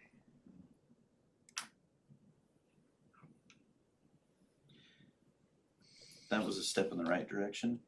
It's just because we weren't Yes. throwing any of our equipment inside, so every time they'd come in. No, I was just thinking it could be gone. It could be. And so, and this is, I didn't ask Kevin, the 2 million that's been set aside for Public Works admin, is that from roads? Do you have any recollection on that? It's and Eric and I have talked about this for the last 3 years. It was originally I think they're contemplating a public works expansion elsewhere in the county. Is that right, Eric? And then it didn't really align with what Eric's vision was, and so we kept that in there, and we always kind of just grouped it together with the weed and public works. So we're partly down that road now then. Oh, we've got a couple billion Yeah. dollars allocated towards it in the current budget, yeah. I think it's actually like 1.96 million, but I rounded up. Anticipation of interest, hopefully. So there are funds available. I mean, it would be easy to, as we look at this, maybe concentrate on the weeds building, maybe get something up on the North County, which we'll talk about in a little bit, but the weeds, I mean, Eric's expressed to me quite a bit that he feels like prioritization with the weeds, especially with the ramping up of the solar and the turbine stuff and just the need for additional equipment on there. So go back to what you said about get something going at the north end, get what going? Oh, that's this, that's another project down here, just having a small storage shop structure there so we can not have to run all the way down to Lexington if we need to replace. Okay, cause signs we're and- still, Eric, the 1 point, whatever we have. It wasn't talking specifically about the Lexington facility then, right? No, it's just allocated in a reserve for public works facilities expansion, including the weed Yeah. department. So I guess my concern is with the weeds and, we talked about expansion of more equipment and personnel. What are we doing how is the county gaining more road miles or anything that we have a need for county spraying? I understand the renewable energy projects and stuff, but why are we going out and doing the work of a commercial application company?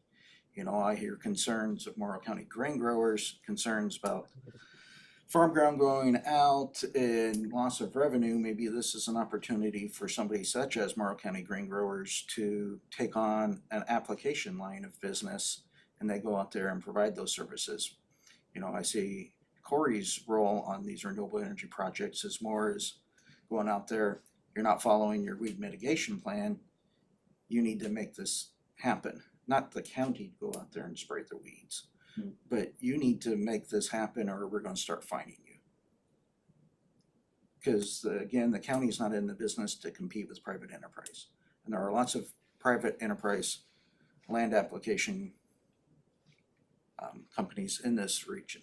Would that private handle like the roadside he's doing now? Well, that's why I'm asking why, if we have adequate now to do our roadside in our county-owned facilities, why are we needing to add more equipment and more personnel? Well, If we I are- don't know if they were asking to add more. I think it was just to handle, because we're leasing that one place in Hepner. Sure, but, you know, the To handle the justification work is we that we're going to have more vehicles, we're gonna have more people, and we've added, Oh. it seems in the last couple of years, we've added more equipment than Oh, we've had in the past. I guess I missed that part about adding more. I didn't realize, because I'm of the same thinking as you, is the mitigation should be handled by a private. And Corey's increased role was just compliance. Cause you know, it says house 4 department vehicles, I mean, do we have 4 spray rigs now? Eric, can you talk to that? We have 3 spray rigs now at this point. An extra large truck with an extra large spray tank, and then a standard 1-ton pickup and a spray tank and a UTV for off-road. I think the vision with me and Corey's vision with the weed department roadside especially is to get to a point where we're able to contract with the municipalities around the county, ODOT, and some other federal contracts to where the weed facilities actually self-sustaining, which would mirror what Gillum County is doing and Umatilla County is doing as well. It's kind of the goal. But even if. The space would also be used. Good, you know, Corey being the weed inspector for the county, you know, he does do soil and water conservation work out of that office at times. He has a dual role.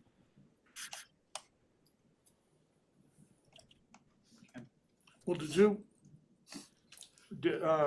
with the money that we have expected to be coming in, and we're going to move forward possibly with other solar facilities, for charging them, you know, the per acre fee that we have on the one deal we have. And if we did that more, you were able to add a vehicle with that, weren't you? And an FTE? The FTE we have now, that was approved last year, his work is all roadside, which frees up time for Corey to manage mitigation for the solar projects and whatnot. There's probably more of that coming. As Jeff said, you know, there is the opportunity to hold those developers and operators accountable. It still takes quite a bit of management from the weed inspector. And, you know, Sunstone's in bankruptcy, but when they came to us to redo their deals with us, we broached a per acre fee like we have with NextEra, and they were open to that. We hadn't settled on a figure, but that was to handle what we saw as increased compliance. Does that play into your capital improvements if we do more of those? Or Corey's gonna have to do it anyway, you know? Yeah. Right? Or not do them. I mean, if you don't have the people or the equipment, then there is no compliance checking. I think that it could be managed different ways. Sherman County currently is taking care of their developed sites. That's just the way they ended up. I think they have 4 on their crew that handle spraying for the roads on the turbine areas. But like Jeff said, don't necessarily want to compete with local sprayers. Sometimes it just becomes a situation where there's nobody available. No, and I think from the beginning, when we talked about solar and the new Hepner Wind, because we had talked about coming up with a per acre, we did come up with a per acre cost for solar, and we got that in our last agreement. And we, at the same time, we talked about how do we apply one to new wind, and that was more difficult. Remember? Do you remember that discussion? But we were going to come I up with do. it and broach that with, and I think they're expecting it with Hepner Wind. So, and that's not mitigation. My talks, we'd never talked about mitigation. That was to be left to private. It was all about compliance. And what do you? You're right. I think I said mitigation, but that's absolutely right. It's just management and compliance. And then what is Corey going to need to handle that? You know, more vehicles, a Well, bigger shop. I don't know. his pickup and his staff, his time going out there, I mean, that's what I see. Okay, that's. That's I'm not just- spray rigs going out to making sure that. Yeah, they're- no. I'm just thinking make sure we're planning for something that we're going to be actually doing, and not for something we never had any thought of getting into, which was actual spraying. Okay. I'm gonna go ahead and say Go ahead. one thing. As a farmer, and I'm not saying this against any particular private entity, most farmers I talk to would absolutely love for more people to be spraying weeds, and there is not a whole lot of concern about us pushing other people out of the market. In fact, the major concern is that they're not getting sprayed. Well, That's the concern. You haven't talked to the guy we talked to. Okay. We have, I don't know, did you ever see that letter that we got? No. Oh, boy. Right, Jeff? Yeah. And it was a big farmer, and he was not happy. And we hadn't even talked about getting into doing spraying. And he mistook our talk about compliance, and he was hot under the collar, so.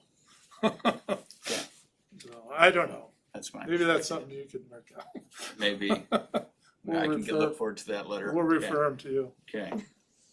Well, Eric, so between the two, your preference was to have a priority for the weeds building, is that correct?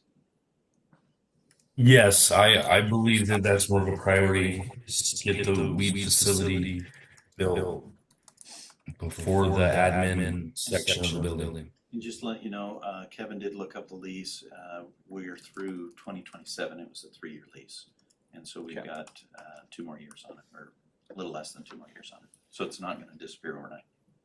Well, it will, but in Yeah, 2 years. We can. July 31st, Yeah. 2027. Okay, We just renew and put the facility shop in there. okay. So, I think we should put yes on the weeds building, but that's my thought. So, what's your guys' thought? What did we decide? It was gonna be in conjunction with new facility in Lexington or standalone? Well, that part hasn't been, And I don't know that that's too important today to figure Yeah. that out. I think the question today is their need for a facility and Yeah. to start allocating funds towards I that. think there is, just a matter how big it is. yeah. Yeah. Okay. I can agree with that statement. All right, so yes. And then extend on Public Works Admin Building, based on what Eric shared. And we can always, like you said, and Eric mentioned, is do a fundamental preliminary plan on how, as we build, we connect them together if that's how we do, you know. Yeah. At the same site, there's room. I'm going down a little bit of a rabbit trail here, but so last night, when I was looking through all this, I go online and I do an aerial image of Public Works in Lexington. There isn't any more room on that property, it doesn't appear. Is that would be a fair statement, Eric? If you look from the aerial over the top, the new portion of the Public Works building is towards the east. To the east of that edge of the building There's quite a bit of room where our recycle center is right now, and where we house all the equipment that we're gonna surplus. There's quite a bit of room there. Okay. And then, I park there, and, yeah. what's that? Nothing, continue. And then the portion of the admin building that should be demolished at some point, that space all the way to the current public works shop, there's quite a bit of space there as well. Okay. Yeah. Okay. I'm gonna say, Jeff, I haven't pulled tape on it, but I think it's probably 275 feet square that's bare right now. That's a good amount of space. All right, so I have yes on weeds and extend on public works admin. Yep. We'll let him catch his throat before we talk about other public work ones. I'd like to switch into parks for this and have Vince talk about. One thing just to note is we do have the planning consideration as the parks master plan. There's work on that to start working on the parks master plan, right? So yes, we were just gone through the first phase of funding for the Parks Master Plan, and it was approved, so it has to go through, I think, 1 or 2 more phases. But they seemed positive that we would get the funding for it. Okay, so as we consider these, while they would include a slot for the capital improvement plan, it would also say, yes, we back this idea. Be sure to include it as you look at the master plan. Okay. So with that, I'll turn it over to Vince to kind of go through the projects. Okay, I'll try to move as quickly as possible. So the Anson Wright Park is in need of a shower, office building, and storage, a small storage facility that encompasses or that's within the building itself. And there is a potential that we could get grants for that through Oregon Parks and Recreation. And so the Cutsforth building is very similar in how this building would look. And Cutsforth, I believe, also had a grant associated with that one.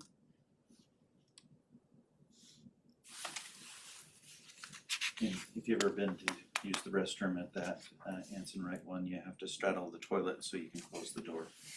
Not so much Yeah, it fun. is pretty.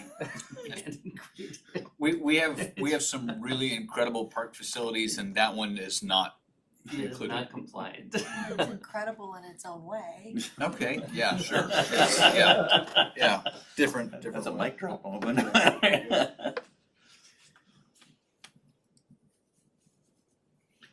Would you like to make discussion on that or just continue down and then have a discussion?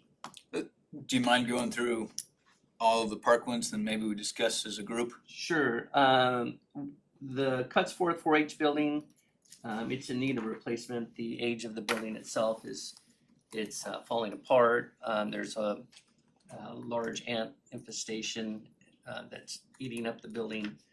And also, we want to be able to accommodate more people within the building. There's a bunch of kiddos that come in from what I'm told, from 3 different counties that use the facility during the summer for events or a single event. But anyhow, we could use it.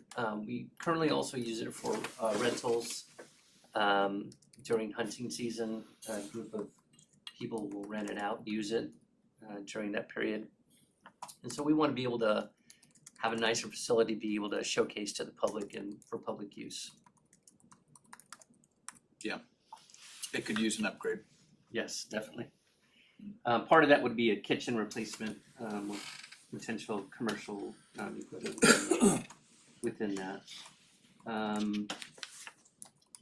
You want me to talk about the Heritage Trail as well? Or Sure. no? Yep. Yes. Okay. All the parks then. All right, so Heritage Trail, we're already in the process of going through an updated plan for the Heritage Trail. There's also talk with the Army Corps of Engineers with expanding our trail or connecting our trail with Umatilla, and going through an easement process with them for gaining access to their properties so we can create the trail within their properties on the north side of the county. And so we do have some funding for that, $2 million set aside to begin that process, but and we want to be able to do this either in stages or as much as possible.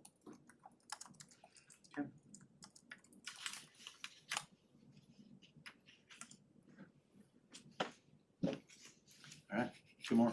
Two more. Let's see here. New park on the Columbia River.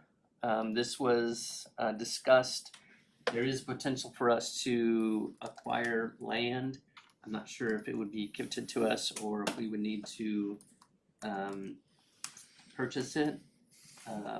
But there's also a possibility that well, I should say this, that after the Heritage Trail Plan is complete, the group JUB is supposed to provide us with potential locations for a park on the north end of the county. But there is one entity that has said that they have property that we could potentially purchase. I'm not sure if I want to say anything at the moment, but there is that's also part of this. The Heritage Trail, the expense for the Heritage Trail was pretty high. We estimated it between $4 and $6 million. I think I put $6 million just because the expanse of the trail goes the width of the county. If we ever fully do it, my gosh, it's gonna be cool. Yes. It's gonna be neat. So in those projected costs, what would the surface of that trail be? It really depends on what we want. Most of the trail that what we thought about would be a soft surface trail, but would be wide enough for equestrian or some kind of mountain bike, hiking, of course. There was a lot of talk. Probably like a gravel surface then. A gravel, well, some of the people that rode horses said that like a pea gravel is not necessarily what they like because the gravel gets in the hooves and it gets embedded. So something similar to that. I'm not sure what kind of gravel we would use besides chip or a soft surface of some kind. So yeah, like I don't know anything about horses. yeah, and I don't either. So that's all I remember them saying is that maybe not a pea gravel, Yeah, that's important. but something to that effect. I know that there's a lot of areas we would need to improve, remove trees, actually make a trail itself. There's signage, wayfinding signs, bathrooms, facilities, lookout locations, things like that. So A lot of it would be that soft surface, permeable surface. Other areas through cities and that would likely revert to an asphalt trail. So there'd be stretches of both different types. Don't know if it's pertinent to, but, personal preference, we do this, we'd start here in Irrigon and work towards Boardman. On a gravel surface, I know I've shown Matt, and I don't know if I'd shown Vincent this part down here, but where the trail's supposed to go, at best right now, it's a goat trail. Yeah. And it's very soft sand. So, if you don't have a compacted gravel surface, it's not a good hiking or biking trail. Or it's really good depending on how hard you wanna work. true. Okay. And OHV Lodge building? So OHV Lodge building, we thought that in order for us to attract more people to the south end of the county towards our parks, especially Anson Wright and OHV, we would create a large structure, a lodge for people to come, especially those that tent camp or don't have any kind of RV or camper that they tow, that, you know, when they bring up their motorcycles or side-by-sides, their toys, that they can stay at this facility. And in conjunction with that, instead of just being open seasonally, we would be open year-round, and for people to enjoy that facility. Does zoning allow that? Not yet. Oh, okay. Not yet.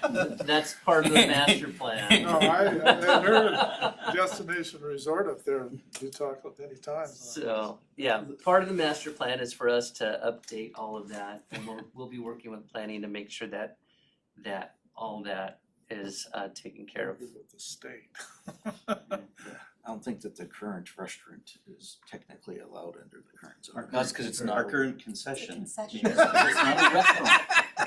You have to go up to the thing to order your food. You can't order it at No your table service. Yes. No table service. So, those are the items of the parks. Now, a lot of these are at least partially funded through grants that are not secured at this point. Other ones, particularly with the expense of some of these, would have to be very planned out as we go through.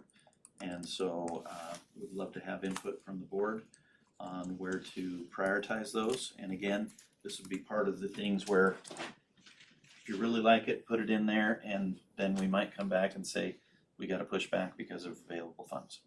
Well, I got a question on the county park along the river. Isn't there already two parks of the park district up here? One in Irrigon and one in Boardman? Yes. So, yes. And my other thought was, how much in operational costs is this gonna add to the county budget every year? Maintenance and operations, you know, So it could, build a park like that. so operations wise, yearly maintenance, it could add a nice chunk. I can't tell you for sure. It's gonna depend on how big the park is and our amenities. But we could in turn gain that or most of it back through reservations of or camping reservations, other user fees. So Seems to me like you're doubling up on the services that are already here. that's true, if you want to look at it that way. But also, if you want to look at preservation of current of how the county currently is. Basically, right now, the county doesn't have a lot of facilities. The county as a whole, the public, or they don't have a lot of structures on the Columbia River. As time goes on, property will be purchased, taken up, and those properties will be used for commercial or private use. And so I want to be able to, and some others as well, want to be able to acquire property where, if not now, maybe 10 years down the road, 20 years down the road, we have this piece of property that we can build a park on, because eventually there's going to be quite a lot of people within the county. The population's going to grow, the need's going to grow, and if we have this piece of property, we can develop it however we wish. And so I thought that maybe we could look to the future and try to do something on the north end of the county. I think we've got the OHV park on the south end, and it's an incredible asset, and I would love to see a similar one on the north end if we could be bookended by what I would consider to be two like regional leading parks. I think that would be awesome for Morrow County, both for our residents and for getting folks to visit. I mean, if you could, you know, have a weekend trip where you go play in the mountains, and then you go have this great county park where you go play in the river, I think that would be an asset.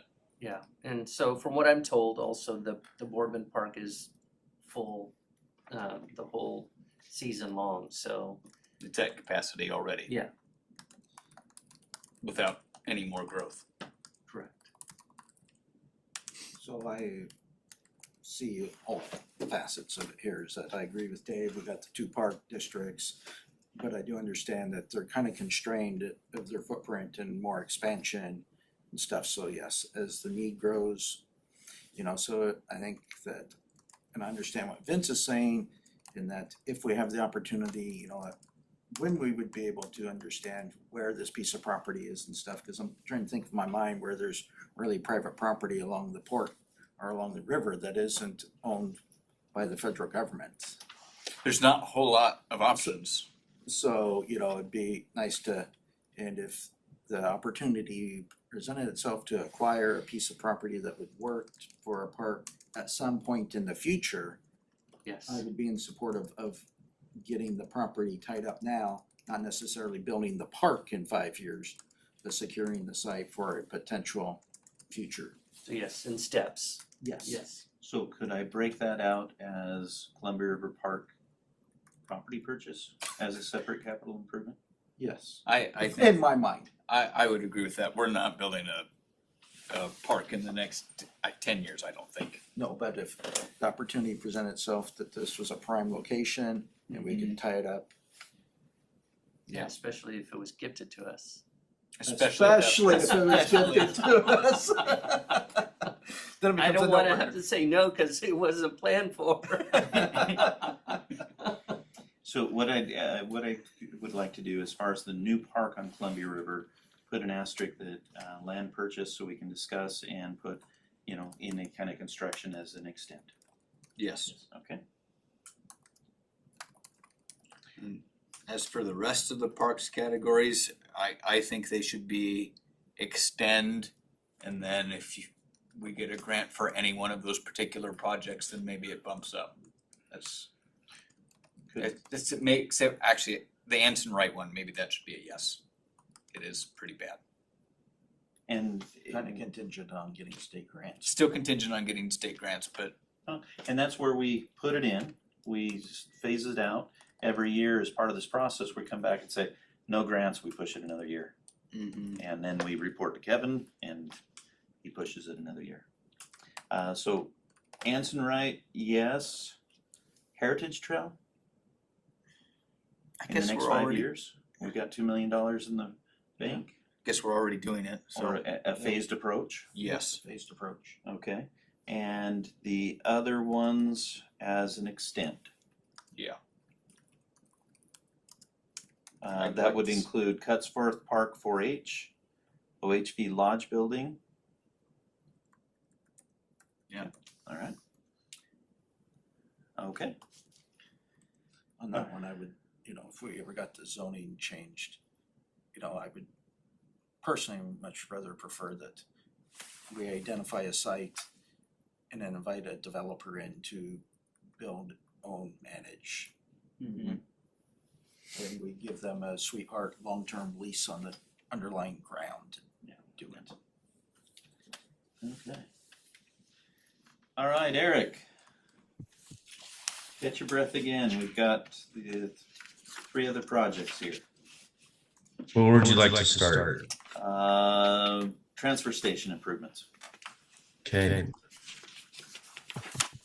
This will get to your well question, Commissioner Wells. Yeah. Jeff. Commissioner Jeff. You can choose the question.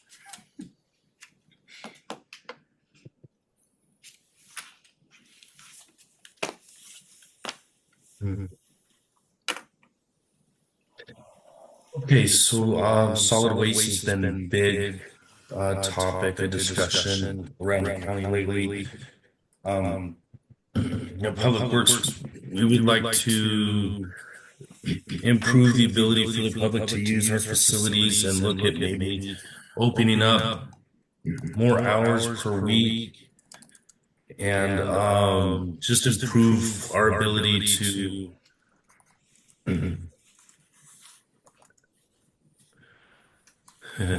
basically not have to close down on the weekends because we run out of space in the bins. And to do that, we are proposing purchasing additional dumpsters, 13 of those, purchasing 2 backhoes that would allow us to move the dumpsters around while we're open to the public, and also compact the material inside dumpsters, so we're not hauling 2.25 tons per load to the Finley Buttes landfill. Also, as part of this project, and we're dreaming big, of course, is to potentially buy a roll-off truck and handle the dumpsters from the north end ourselves, as it's costing us approximately $500 per load to dump that. We think we can save the county quite a bit of money handling those the north end dumping in particular. The south end is not so inefficient. What else did we have in there? Would also include building 2 scale shacks. We have the new scales. The scale shacks that we have are working okay. It would be nice to have a little bit more space in those shacks and a bathroom facility at the south for sure. And that's where the well comes in.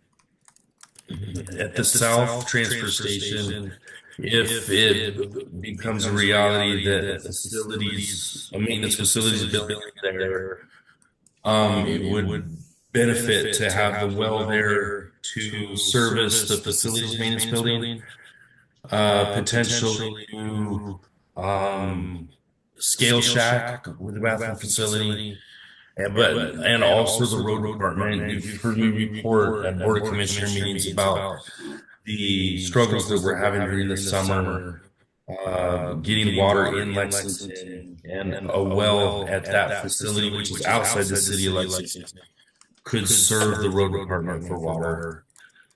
Including the well, the equipment, meaning the backhoes, the roll-off truck, and the bins, and some asphalt material and fill material. I'm looking at a $1.2 million project if approved.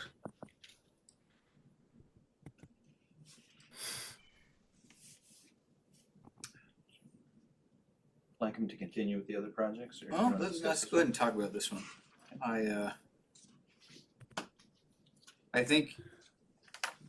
don't think that the solid waste is gonna go down. I think it's gonna continue to rise in the future. And if we're already at a point where we're struggling with maintenance, I think this is something that we should really consider. I don't think it's gonna go away. This isn't a problem that's temporary, or if it's temporary, it's a long-term temporary problem. That's kind of how I feel about it. I think I could add that Rose and Rory and I, as presented at Board of Commissioner meeting, we toured 5 different facilities, spent quite a bit of time looking at how others operate, and I think we took away some really good ideas from what we saw, which is being open a little bit more and adding equipment that just enhances the public to be able to use that facility. And am I seeing the dedicated fund of landfill tipping fees? So is this money that we already have available to us? Am I? No, that was kind of a slot in on that. Okay. Whether we can pull from that and build up or whatnot. That's something that's been talked about in the past, using some of those tipping fee kind of things, portions to help build the transfer stations up. Mm-hmm. That again, some of these numbers and sources are guesstimates until we have the work during January. That's fair, but I just wanted to follow up on it. Okay. So maybe it isn't the discussion for now, but I'm gonna bring it up. You know, the transfer truck, I know one of the things with the dumpsters, or at least my understanding is that we have kind of oddballs because sanitary disposal had kind of oddball equipment. Standard roll-off hook truck isn't the same as what we use. Is that kind of right, Eric? So the dump, can you clarify a little bit more of which ones that we use? So I think I've heard Sandy say in the past that, you know, we have to have our dumpsters specially built because sanitary disposal trucks at the time used a different way to pick them up, or, you know, the hook or something. They were a little bit different design. than what the normal industry standard was. That could be. I don't remember talking to her about that. All the dumpsters at the north end, almost all of them are owned by sanitary disposal. Oh, look, Sandy's here. She might actually be able to help with that. And the ones at the south transfer station, we own. Okay. Would you guys like to hear from Sandy? You might have some info to She help. lowered her hand, that means you got it right, I think. Okay. No, I'm just saying saying that the sanitary disposal had a different hook system on their trucks. And Miller and Sons is totally different. Our containers that we have built that the county owns are fitted to Miller and Sons. So if we bought a roll-off truck, we would have to standardize between the two ends. No, Correct. if this project's approved, we'll be buying new bins for the north end because sanitary disposal owns those bins. We would build our own to fit our truck, which is a very common hook, at about probably $15,000 a dumpster. So then in terms, like the backhoes, would you be looking at buying brand new ones for the sanitary, or maybe surplus out one of yours a year or two early from the road department where they get a lot more use than you wanna, just to be a lesser cost and you'd upgrade a little bit faster for the road department, That's a great idea because of the time we had to turn these in. I quoted new equipment, but there's always ways to find the ability to spend less money if the project's approved. The excavator that's sitting at the south transfer station right now is a Rhodes excavator that's on its last legs, but works great for solid waste because it doesn't get started that often. Backhoes right now about $160,000 a piece, brand new. Well, do we wanna put this as a yes or an extend? I'd say put it as a yes, because, like Eric talked about when we were discussing the rates for waste and stuff for our own transfer stations. We're spending a lot of money trucking to haul dumpsters, Yeah. and the potential savings, the delta there, can help pay for operation of equipment. Cool. Okay, you wanna talk about the electrical management and generator at Public Works? Sure. And I gotta say, you're doing pretty good talking about capital improvements under the influence. I was gonna say I've had practice, but I'm not gonna say that. Okay, this project came up because there's been a lot of discussion over the last couple of years about a generator for the public works facility because in the emergency of electrical loss, we're not able to get fuel. We're only able to operate for one day without fuel pumps operational. So it's been a discussion over the last couple of years. I've talked to our local electrician and also Columbia Basin about what we have and what we need. It seems that we have power coming into the public works property from 3 different places, which would make it really difficult to challenging to centralize for a generator.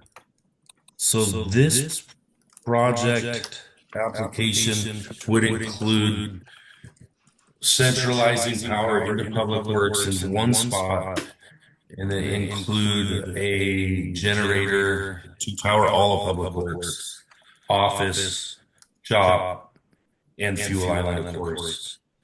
So we could continue to operate during outages. It was really big guess on this project cost estimate at 225,000.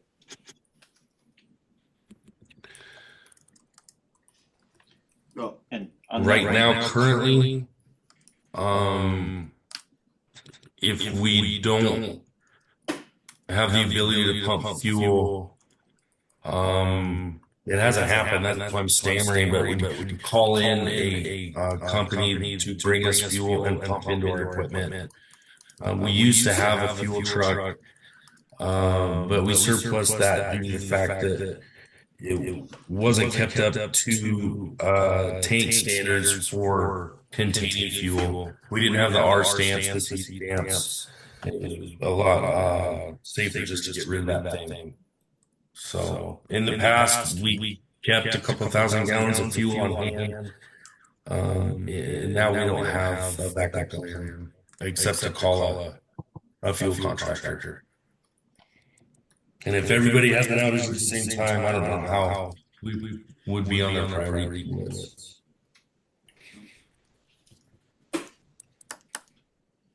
Well, I think it should be a yes, because the most likely scenario that we're in a situation, well, I guess one of the most likely scenarios I see in this kind of situation is we've got some kind of snowstorm, and I would like Public Works to be able to get on the roads and take care of things.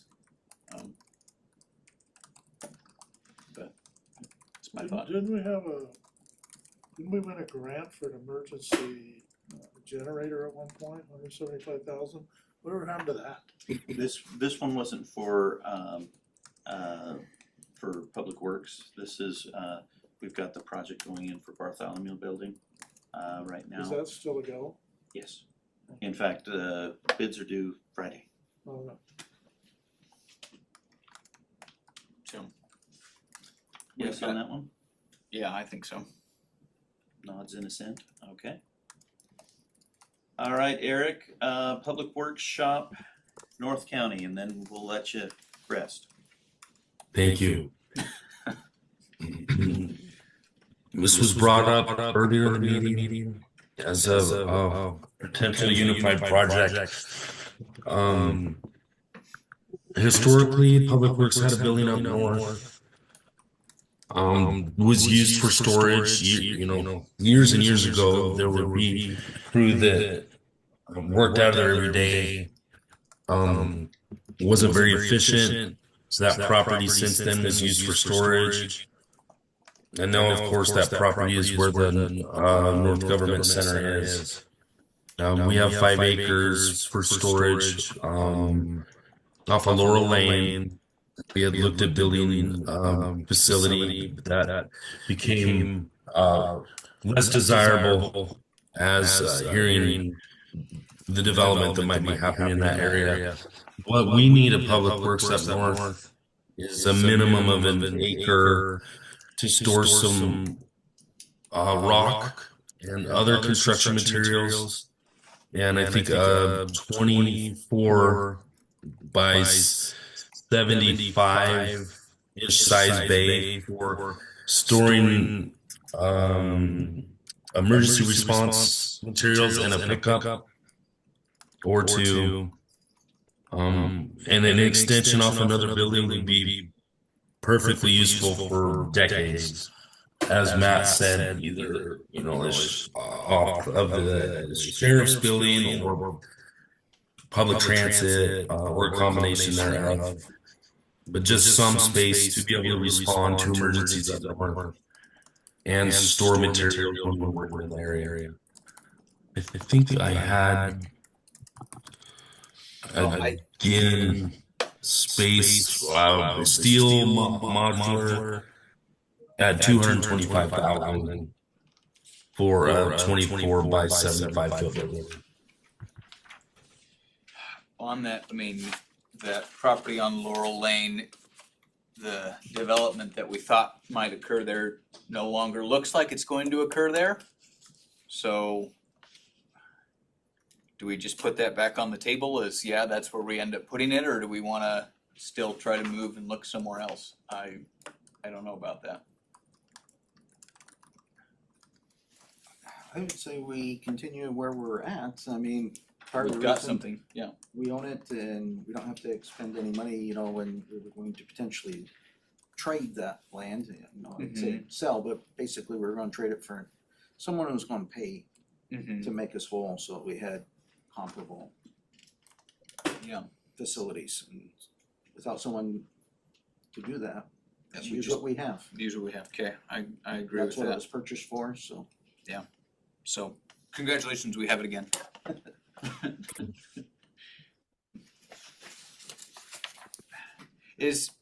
So in terms of storing materials, is there anything that needs to be done on the property at Laurel Lane? Or is, I'll let Eric talk about that. It's really prepped. It's got gravel. They improved it very nicely. so if it's ready to use, maybe we don't really need to pursue this project if we've got, We wouldn't have a shop building, you know, to Okay. just store things, and I think that's what this this would this specifically be. project would be, Okay. just to put something up. There is water to that area. We are within city boundaries, but we're a couple hundred yards away from the road, so you know, getting a sewer connection there would be the question. Mhm. And or if we just build the shop and contract with a porta-john place for a little while. So Kevin, in years past, there had been money budgeted for that a couple of different times. That money go away from that fund? Or, I think it might be part of the $2 million that's allocated for public works that we were talking Yeah, about. that's what I was talking about earlier. There was money for a north end public works facility. Is I that- don't really have the details, and that was before, predated me. But Right. that's that $2 million bucket we have in the CIP fund for. because I remember, you know, being on budget committee at that time, and again, it was before your time, that, yeah, they put like $500,000 a couple years, Mm-hmm. you know, or carried it forward, put it in one time, then carried it forward. I didn't know if it was strings attached specifically to that, or like you're saying is public works in general, huh? Yeah, so just a general statement, any of those monies that are in the CIP fund, I mean, with the exception of the circuit court project, that's obviously the bulk of it at this point, but that one's actually in progress. I mean, I fully intend on using whatever prioritization comes out of this to reallocate those reserves to projects that are higher on priority lists if that turns out that way. So they can be shuffled around, but yeah, it was established and it was. As far as that specific site, I remember, Eric, did you do a lot of due diligence a while back if that site would work? Cause I remember then, UEC it was looked at as an alternate site to run power down there, and I remember you talking, would have worked and everything. Did you set that aside. Didn't you do quite a bit of due diligence on that site already? Yes, there were a few factors and issues coming up with the power going overhead. There were easement there. I think the power ended up going around the property. There's still an issue I need to work through with access. It falls within the IAMP boundary, the Interstate Area Management Plan. I'm gonna have to work through that on access. That was one of the big issues you probably remember. It's called out in the IAM as rural residential access. So I need to figure out how we can legitimately use that. When we had the loop roads in the plan, that the east side loop roads got built, the west side loop roads did not. The south loop road would have crossed over and connected to that property, but it never got developed. So we just have maybe a challenge of access that we need to work through before we build anything, of course. So maybe we put that in and extend then. As yes, we've got the property and we'd like it, but there's some other difficulties that need to be addressed first. Sure. All right. Last one on our list is public transit building. I know Commissioner Peterson met with Stephen on that, but also Vincent is the direct manager for Stephen, so I turn it over to them to discuss that. Go ahead. Okay, all right. Stephen was, again, one of our humble employees who, I'll go ahead and I will share what he shared. Even if I think he should perhaps shoot higher, I will respect what he said. He was open about, you know, if we are in a position where public health, because currently the public transit and public health are sharing a building. And he said if we're in a scenario where public health is moving out to a newer and better facility, that we would be content to stay here. What we really need is a yard that we can actually lock up our vehicles. And it would be really nice if we could have a wash station and it'd be really great if we could do basic maintenance work on the vehicles rather than having to drive them to Hermiston or Heppner. And if we could just do our own basic maintenance work, it would save a lot of time and money if there was a space to do that in. But not necessarily a desire for a big new fancy building, though it would be nice. That's not where he would like to see the money allocated. So that facility that you're describing wouldn't have to be where the transit office is located. Where would Correct. that be? That Yes, could be a divorced lot. I think it could be. It could be in conjunction with Public Works. That's why I was just wondering if Yes. we could park out off of Laurel Lane. We could set up a wash station. If we built the building out there, make it so that there's a bay, something going there. I guess that they're going to change a headlight, wiper blades, maybe Yes. oil. Yeah, and if they could do those sort of basic things that they have to do every, X number of miles, it would be, from Stephen's perspective, that would be the greatest asset that he'd be looking for. With the important caveat that he runs a very tight budget, and whatever we do, he doesn't want it to negatively impact his budget. And he would rather continue as is with the budget he's got than have a negative impact to his budget. Correct. Well, I'd like to talk budget for a minute. Where's the money coming from for the transportation? Grants, correct? Correct. Yeah. And this has come up before when we talk, is when you start making plans around grants that you don't control, and those grants are pulled or taken away, then what do? So any kind of facilities we're going to build for this is contingent on us continuing to receive these grants. So if we built a joint facility that Public Works would be a part of, it would, and let's just say transit went away for some reason, that those facilities could still be used by Public Works. It wouldn't go by the wayside and just be wasted resource. No, I know that, but it just seems to me sometimes there's more pressure, as has happened recently. When grants go away, people come and want to take it out of general fund and say to keep those services going. So if we're building a service around grants that could go away, Correct. were they federal grants? State and federal, State and federal. yes, both. Well, we lost, I don't know, what did we lose, 50 million because we were a sanctuary state or something? Oh, yeah. I mean, I'm just saying, those grants are vulnerable. They're not something that we control. So if we're going to spend money around these contingent on us not contingent, but thinking that, okay, we have this, it's out of our control, basically. True. And if we're bad boys, they'll take the money away. Yeah. But if you, I like to think of it this way, whatever we do, and if we build facilities, we're doing it for the public good, the good of the public. And we're only growing in size, we're not decreasing in size.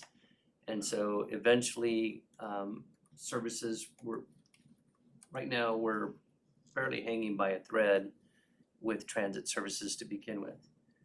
We've lost a lot of funding, and those are through grants. But, and the program itself is entirely ran by grants, except for administrative costs. Well, that kind of reinforces my point. True, but at some point, I think that, you know,